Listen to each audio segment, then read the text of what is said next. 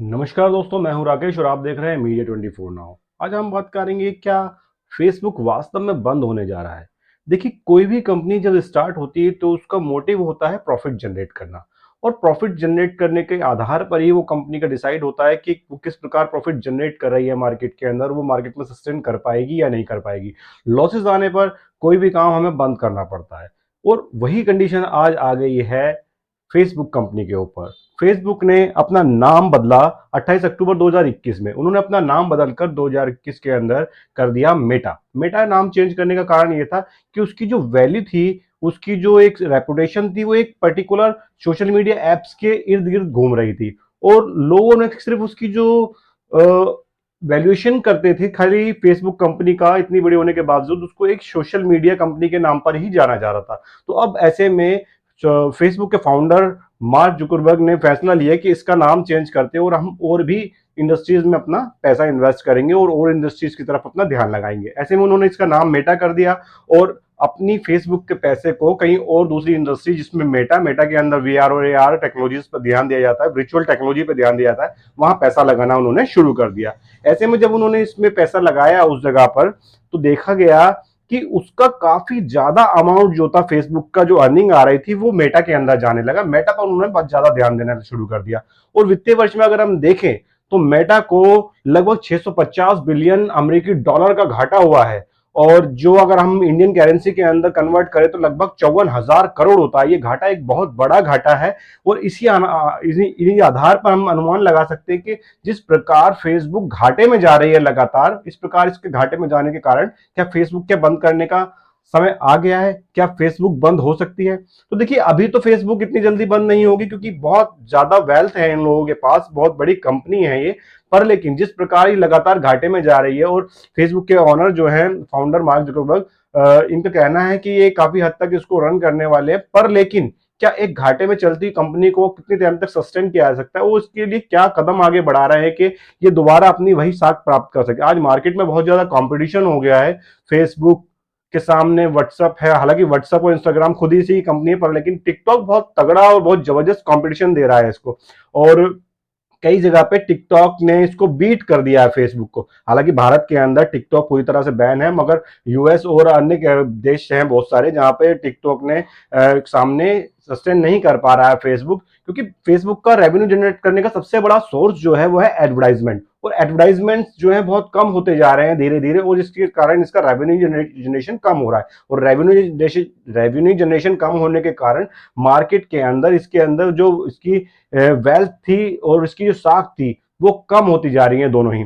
तो अब ऐसे में मार्क जुकरबर्ग क्या करेंगे? मार्क जुकरबर्ग का पूरा ध्यान इस समय मेटा की हो रहा है। मेटा एक्चुअली इसकी फेसबुक की पेरेंट कंपनी है, जो ऑन करती है व्हाट्सएप को, फेसबुक को और इंस्टाग्राम को। इन कंपनीज को ऑन कर रही है, और इनमें जो भी रख रखाव, जो भी कमियां, सब कुछ जो है मेटा ही देखती है। पर लेकिन मेटा का नाम इसलिए, पहले इसको फेसबुक के नाम से जाना जाता था, बाद में इन्होंने इसको 2021 के अंदर मेटा में कन्वर्ट कर दिया, ताकि ये अलग ब्रांड वैल्यू क्रिएट कर सके। और ये वीआर टेक्नोलॉजीज पर काम कर रही है। वीआर जो भविष्य की टेक्नोलॉजी है, हालांकि उसमें बहुत ज्यादा पूंजी लगाने की आवश्यकता होती है, और फेसबुक अपने जो कंपनी है फेसबुक मेटा के अंदर बहुत ज्यादा पैसा जा रहा है, और बहुत ज्यादा बड़े अमाउंट में, ह्यूज अमाउंट है जो कि इन्वेस्टमेंट किया था, जिसके फीडबैक निकल कर नहीं आ रहे, जिससे अभी जनरेशन शुरू नहीं हुई, इनकम जनरेशन शुरू नहीं है। इस कारण से लॉसेस बहुत ज्यादा आ रहे हैं। पर लेकिन मार्क जुकरबर्ग, क्योंकि ये जो लोग हैं, इलॉन मस्क जैसे, मार्क जैसे लोग जो हैं, ये लोग फ्यूचर टेक्नोलॉजीज पर बहुत ज्यादा ध्यान देते हैं,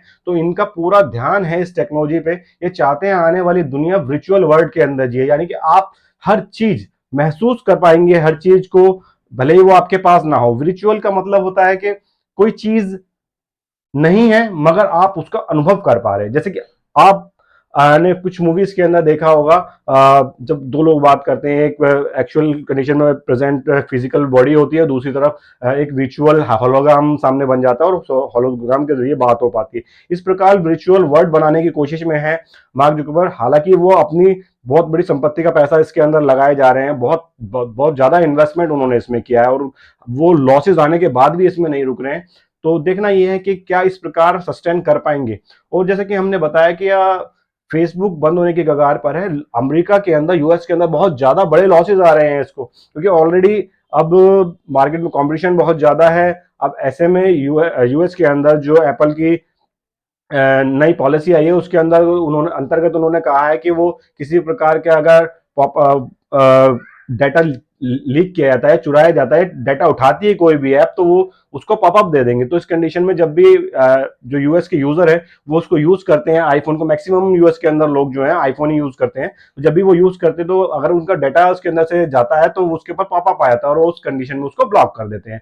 और जब उसका एक्चुअली मनी जनरेशन का सबसे बड़ा सोर्स क्या है? एडवर्टाइजमेंट। और जब एडवर्टाइजमेंट ही नहीं आएगा उसके ऊपर तो वो किस प्रकार से अपना रेवेन्यू जनरेट करेंगे? तो इस प्रकार से रेवेन्यू जनरेशन बहुत ज्यादा कम होता चला जा रहा है। आज से बात यूएस के अंदर पॉलिसी है, कल हो सकता है पूरे विश्व के अंदर आए, और इस प्रकार से रेवेन्यू जनरेशन कम होता चला गया तो डेफिनेटली हम कह सकते हैं एक समय आएगा शायद फेसबुक को बंद करने का टाइम आ जाए।